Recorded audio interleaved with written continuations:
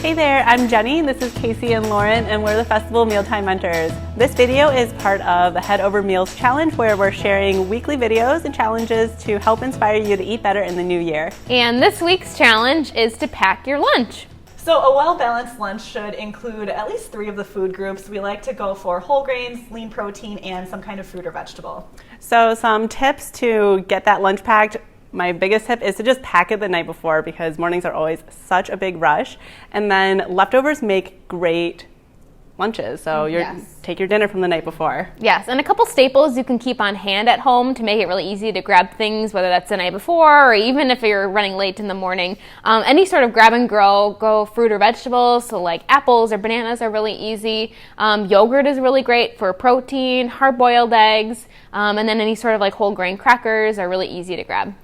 Yes, so we've all brought a few of our favorite lunch items today. For lunches, a lot of times I like to combine some kind of canned beans, so whether it's black beans or garbanzo beans, with plain Greek yogurt, and then just some kind of herb, so cumin or dill or something like that, and just mix it together. It makes a really filling kind of protein item.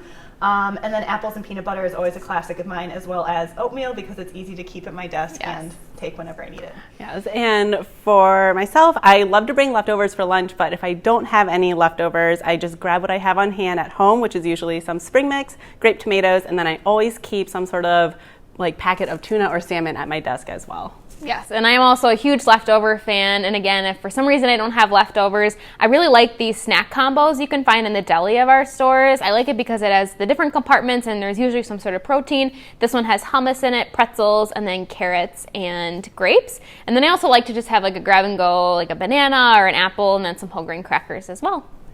So we hope we've given you some ideas for making your balanced lunch this week. We're excited to see what you come up with.